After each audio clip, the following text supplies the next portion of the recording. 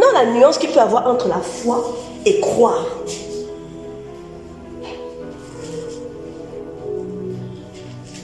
Le verset qui nous dit de venir à Christ dit si tu crois dans ton cœur, amen, si tu confesses de ta bouche, tu es sauvé. Jésus dit aussi, ne t'ai-je pas dit, si tu crois, tu verras la gloire de Dieu. S'adressait, je pense, à Marie, qui pour la résurrection de Lazare et tout. Marie qui était avec eux, d'après la Bible, presque tous les jours. Et je crois c'est un peu indigné que le Seigneur lui disait, mais attends, tu te comprends entre tous ceux-là, on est avec... Hein? Même toi, on dit dans la parole que tu viens à mes pieds, tu machin. Ne t'ai-je pas dit que si tu crois, tu verras la gloire de Dieu? Comme vous dites, où est même ta foi? Amen. Parce que croire, c'est penser. Tu penses que quelque chose est vrai. Tu entends quelque chose et dans ta réflexion, tu penses qu'elle est vraie. Tu reconnais que cette chose est. Tu l'acceptes même. Amen. Tu lui accordes une considération. Tu lui accordes un crédit. Allez. Tu obéis même à cette parole. Tu ne veux pas raisonner, tu n'hésites pas, mais tu dis oui, ok. Il y a beaucoup de nos jeunes frères, quand ils commencent, on dit, est-ce que tu crois en Jésus? Il a écouté un message, il va te dire, oui, je crois. Je crois. C'est qu'il accepte. J'accepte ce que je viens d'entendre. Est-ce que tu veux confesser Christ? Mais oui, je veux le confesser. Bon, dis ceci, bon, je crois. Amen. Mais, ce niveau de croire-là, c'est ce qu'il nous faut pour entrer en Christ. Tout à fait. Amen. Alléluia. Personne n'a exigé une foi pour entrer en Christ. Crois et tu seras sauvé. Dis que c'est vrai. La parole, si tu confesses le Seigneur Jésus qu'il est, dis-le. Tu l'as dit, ça va. Confesse-le, je le confesse, ça va. Personne ne te demande une ferme assurance encore. Ça va venir. Alléluia. Ça va venir. Crois. Et il y a beaucoup de choses dans la Bible qui sont juste au niveau de notre croix.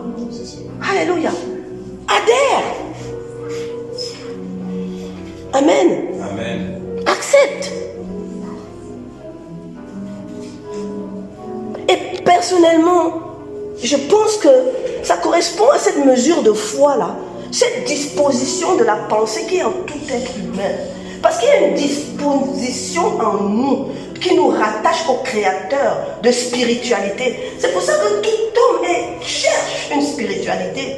Les gens sont en quête de croyance de quelque chose. Ils veulent croire en quelque chose de surnaturel. Et c'est de là viennent les coutumes, les traditions, toutes les religions qui peuvent se mettre en place, etc. Parce que Paul nous parle de la mesure de foi qui est en tous. Amen. Donc, de cette croyance débutante-là, mais qui nous connecte à la parole, qui nous connecte à Christ. Alléluia. Pardon. Et qui nous donne accès au Saint-Esprit, afin qu'avec lui, nous puissions rentrer dans la fermeté. Donc, croire, c'est ici, et la foi, c'est ici. Au milieu, il y a tout le bâtissement qu'il faut faire. Construire sa fermeté, construire la fortification. Alléluia.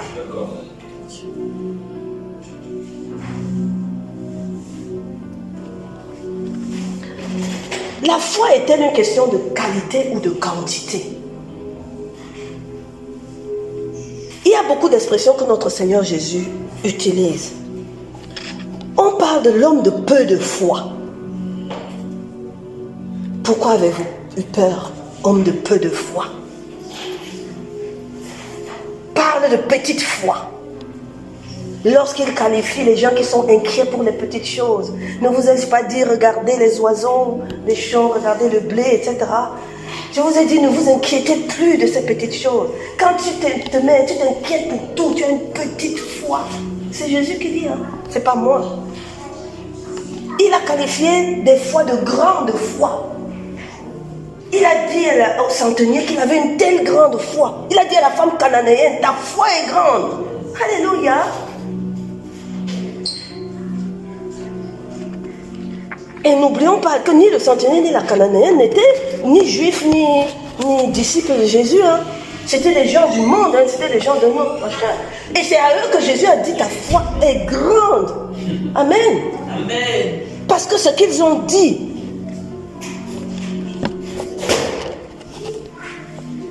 Jésus a parlé des foi qui sont fermes et des foi qui sont fortes.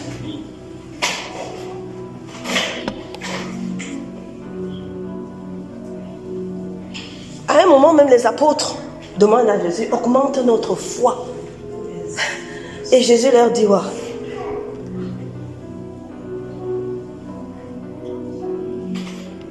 Si vous aviez une foi comme un grain de sénévé, vous diriez à ce sycomore, déplace-toi et fera. C'est pas une question que tu as plus, ou tu as la foi ou tu n'as pas la foi. Tu as la foi ou tu as une petite foi, une grande foi, une faible. Mais c'est pas une question de volume, c'est pas une question de quantité, c'est une question de qualité de ta foi. Amen. C'est une question de baptisme et de solidité. Amen. Amen. Parce que tant que ton assurance n'est pas ferme, c'est Paul qui nous le dit, ce n'est pas la foi. Tu es encore dans une croyance là, tu as encore des balbutiements. Amen. Et c'est de ça que Jésus nous parle. Parce que le terme peu de foi ou petite foi, ça se dit oligopistis. On connaît le terme oligo, c'est pour donner les traces, les débuts de quelque chose, les balbutiements de quelque chose. C'est-à-dire il y a une apparence de foi là, mais ça commence. Il y a des petites traces là, mais ce n'est pas encore ça. Alléluia. C'est pas encore ça. Donc la foi, notre foi doit se bâtir. Il n'est pas question que quelqu'un qui a beaucoup de foi vienne te prêter un peu de sa foi. Ce n'est pas comme le Saint-Esprit, ça ne se transfère pas. La puissance n'est pas communicable. Dieu a disposé que la puissance de Dieu, l'onction de Dieu puisse être transférable. Pas la foi. La foi ne se transfère pas. Chacun l'a bâti. C'est comme que tu la cultives en toi, elle grandit. Alléluia. C'est comme deux personnes qui sont maigrelet et qui trouvent qu'il faut qu'on devienne ferme, costaud à faire du sport. Et ils vont dans la salle. Il y a l'autre qui charge tous les jours, il charge tous les jours. L'autre dit que ça pèse trop. À la fin, l'autre est bien costaud, bien fort. Yes. Et l'autre est encore fréluquet. Tout est une question de bagage. Et tout est comme la foi, c'est dans l'attachement à la parole de Dieu. C'est avec la parole de Dieu qu'on a fermé toutes ces choses. C'est une conviction dans la vérité de la parole de Dieu. Alléluia.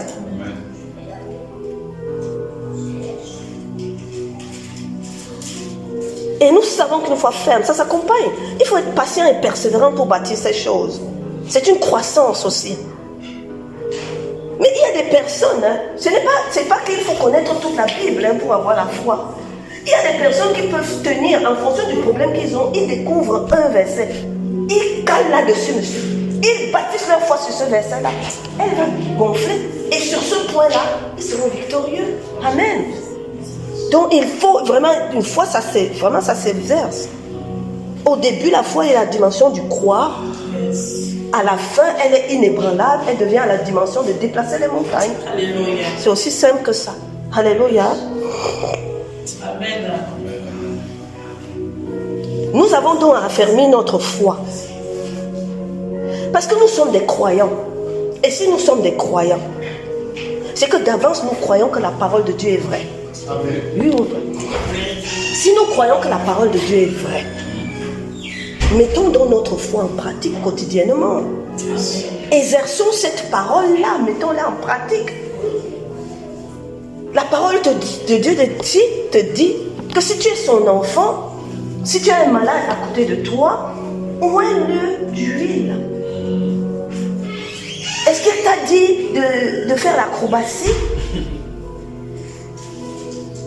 Il t'a même pas demandé de... Non, oins-le d'une huile, oins-le. Parce que c'est moi, c'est mon esprit qui fait ce qu'il y a à faire. Mais comme toi, tu as cru en ce que je t'ai dit et que tu as obéi, tu permets que la puissance transfère par ta foi pour agir et amener de l'invisible et de rendre visible.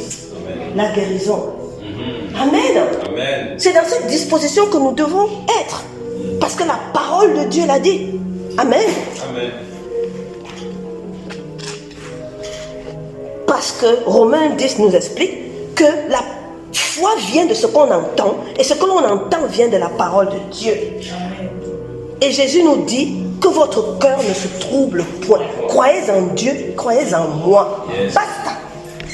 Tout à fait.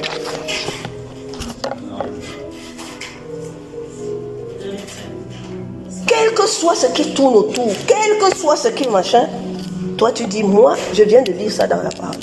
Si tu n'as pas compris, demande au Saint-Esprit de t'éclairer dans la parole. Et quand tu auras l'éclairage de la parole, reste calé dessus. Mais il faut l'avoir comprise, la parole. Parce que justement, on peut la comprendre à l'envers. Et si on reste calé sur l'envers, on va la voir à l'envers. C'est important. C'est pour ça que le Saint-Esprit est là pour nous éclairer et nous bien nous positionner. Amen. Parce que nous cherchons, nous quêtons, nous le questionnons. Amen. En matière de guérison, et on voit vraiment aussi simple que celle-là, même pour notre guérison. Même lorsque nous sommes en ministère et que nous sommes des courroies, c'est marcher dans l'obéissance de la vérité de la parole de Dieu. Amen. Amen. La vérité de la parole de Dieu.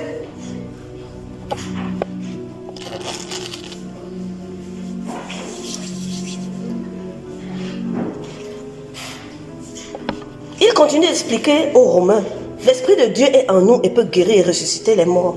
Il dit, et si Christ est en vous, le corps, il est vrai, est mort à cause des péchés, mais l'esprit de vie à cause de la justice. Et si l'esprit de celui qui a ressuscité Jésus d'entre les morts habite en vous, celui qui a ressuscité Christ d'entre les morts rendra aussi la vie à vos corps mortels par son esprit qui habite en vous. Yes. Je peux comprendre que John dit Dieu en moi et qu'il se met dans cette position de dire que mais moi quand je lis les versets comme ça là, je ne suis plus malade. La maladie c'est pour les autres. La maladie c'est pour ceux qui ne pensent pas que cette parole est vraie. On dit que l'esprit de Dieu qui a ressuscité le corps de Jésus, c'est la dernière étape de guérison, la résurrection. Il a ressuscité le corps de Christ. Il vit en vous et il ne rendra pas la vie à vos corps mortels. Oui. Non. Alléluia. Moi, dans ma démarche, je dis ça. Satan peut, je dis que toi qui veux un peu tétiller ma chose, je te rappelle que l'Esprit de Dieu qui a ressuscité Christ, il vit en moi et il me fait la dégage. Amen. Yes.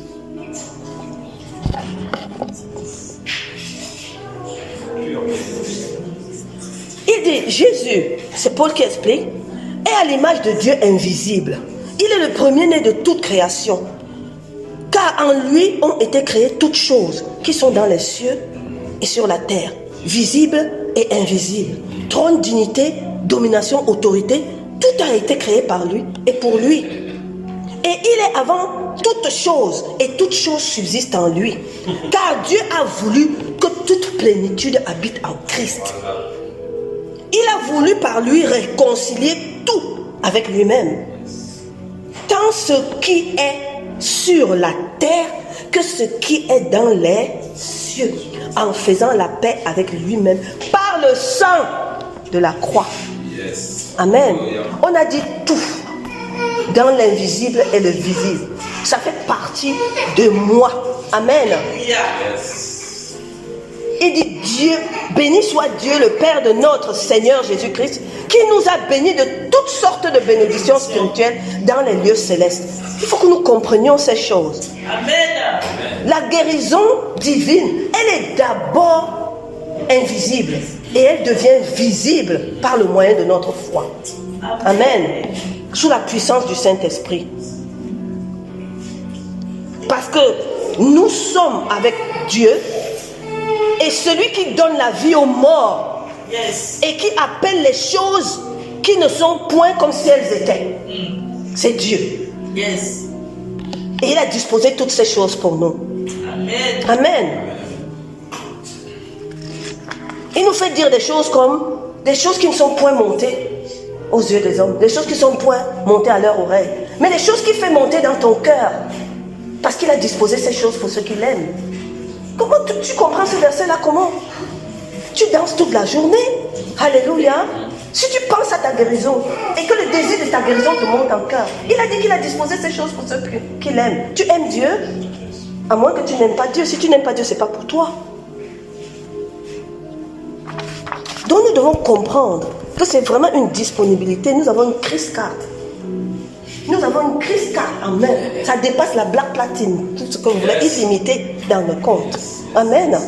Et par notre foi, nous allons juste au guichet divin. On la fonce. On commande. Alléluia. On commande. Et ça descend.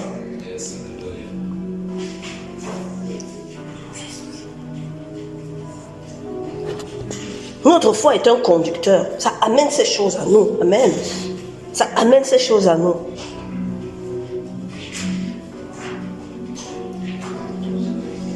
C'est pourquoi je vous le dis, tout ce que vous demanderez en priant, tout ce que vous demanderez, c'est-à-dire à l'avenir, comme je vous dis là, tout ce que vous demandez pendant votre prière, croyez que vous l'avez reçu. Croyez présent que vous l'avez reçu passé. Et vous le verrez s'accomplir futur. Amen. Yes. Soyez dans cette disponibilité, disposition d'esprit là. Alléluia. Donc quand tu pries, quand tu demandes en priant et que tu crois, avant même que tu l'aies demandé, c'est déjà pourvu. Parce que justement, il a pourvu dans le salut. C'est tu commandes seulement cette chose. Amen. Et vous le verrez s'accomplir. Même les images quotidiennes. Quand tu as besoin de quelque chose rapidement là, tu vas sur Amazon, clic, clic, clic, Prime, papa, machin et tout. Le soir, c'est là. Si Amazon peut faire ça, ton Dieu. Yes. Hein? Je fais plus.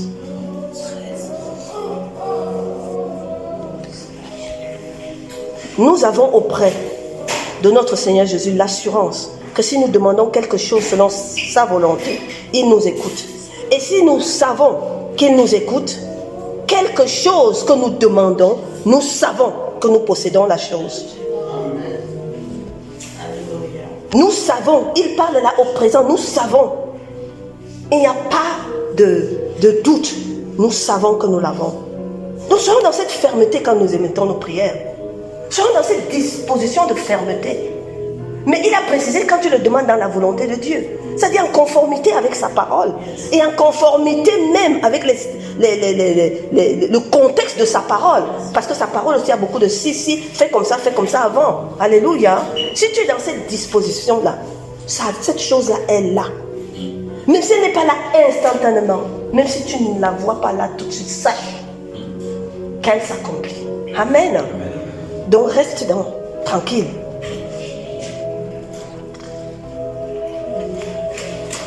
Parce qu'on parle souvent de recevoir de recevoir sa promesse, de recevoir la guérison, de recevoir quelque chose.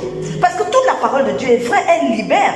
Le Saint-Esprit est puissant, il agit. Mais le problème, c'est nous, on doit recevoir. Et même nous pouvons même manifester la foi. Mais nous devons être dans la disposition de cacher ça, de recevoir cela. La parole de Dieu nous dit que c'est par la foi que nous recevons les choses. Alléluia. Mais notre état d'âme, notre esprit aussi, doit être dans l'assurance, qu'on reçoive l'assurance de l'exaucement de ça. Ça veut dire que quand tu dis que cette parole est vraie, nous savons que nous le possédons. Il faut vraiment être dans la disposition de je sais que je possède. Alléluia. Tu dois quitter l'attente en se disant que ça arrive. Non, je possède, je l'ai reçu. Et à partir de là, la manière d'agir est différente. Parce qu'on est dans vraiment l'attitude qui démontre que tu as reçu. Que tu es allé par exemple, je ne sais pas, même à un culte ou un séminaire, la parole guérit, tu reçois quelque chose, une ferme conviction qu'il s'est passé quelque chose. Reçois-la. Amen. Que ça devienne vérité dans ta vie. Amen. Tu vas à une conférence, tu vas à machin, il y a quelqu'un qui a un don de guérison ou qui se déplace dans la mouvance vraiment d'une onction. Ferme. Et il dit quelque chose où fait un ministère, imposition des mains ou quelque chose comme ça. Tu crois fermement, tu es venu de chez toi en se disant quelque chose. Cette conviction doit se faire en toi. Quand il fait l'imposition de main, ou quand il te dit quelque chose, ou quand il commande à ta maladie de partir. Donc, parce que beaucoup de gens disent, je reçois, mais est-ce que ce je reçois qui sort de la bouche est en connexion avec leur mental, l'esprit? Est-ce que ton esprit a saisi cela pour commander à ton corps? Alléluia. Donc il faut vraiment être dans une attitude de recevoir cet exaucement. Et ton attitude, ta manière de fonctionner ne doit pas doit être modifiée à partir de ce moment-là. On dit après, tu dois être dans le repos du Seigneur. Vraiment, et sois dans la quiétude que ces choses sont là. Et beaucoup de gens ne comptent plus sur tes propres efforts pour arriver à une solution. Lorsque tu as la reçu que tu as l'impression, ne compte plus sur tes propres efforts. Mets ta confiance en l'Éternel. Mets ta confiance dans sa parole. Soit dans la louange de la parole, soit dans la proclamation de cette parole de victoire. Alléluia. Amen. Parce que tu peux avoir combattu beaucoup les paroles d'autorité à l'ennemi, etc. Jusqu'au jour où tu as la conviction que tu as reçu ta guérison. Et là, tu n'es plus dans le combat. Tu te lèves tout le matin pour dire à Satan, tu es dans la victoire. Et tu lui dis que je suis guéri. Amen. Et tu dis tu es dans les actions de grâce à ton Père. Et dans la proclamation de victoire de sa parole. Tu es dans le rajustement de ta position. Tu célèbres cela. Alléluia. Tu es dans la... C'est pas que tu deviens passif, mais tu es dans l'apaisement. Amen. Tu es dans l'apaisement. Comme un enfant à qui on a promis un cadeau. On lui dit qu'à Noël, il est là, ça. Lui, son Noël est déjà arrivé dans sa tête. Il danse. C'est toi. Si c'est Dieu, il est sûr qu'il l'a. Bon, les parents, souvent, après, le compte ne répond pas trop. Au lieu du gros qu'on avait promis, on apporte un petit et ça crée des problèmes. Dieu, lui, n'est pas comme ça. Amen. Dieu n'est pas comme ça. Mais nous sommes les enfants de Dieu. Donc, ayons cette spontanéité des enfants. Alléluia. D'accepter que nous avons reçu cela. Alléluia. Nous sommes dans la joie. Nous le racontons à nous-mêmes. Je ne dis pas d'aller crier au monde entier. On se le raconte à soi-même. On a une attitude de quelqu'un qui n'est plus malade. Si tu restais couché tout le temps, tu es debout. Les autres, ça surprend même les autres. Tu te lèves. Parce qu'à ce moment-là, si tu dis au Saint-Esprit que je ne fous rien dans ce lit, moi je me lève. La force, tu vas toi-même être surpris de la force que tu vas recevoir. Alléluia. Tu vas aller boire de l'eau, venir t'asseoir au salon, les autres vont te regarder. Hey, ça va? Tu dis non, moi ça va, je suis guéri. Amen. L'apaisement, le repos de notre Seigneur. Amen. Et c'est ça que Paul voulait dire, la démonstration de ce que l'on ne voit pas encore. Alléluia. Il y a une parole, Joël nous dit que le faible dit je suis fort, alors que le malade dit je suis guéri, je suis guéri. Alléluia.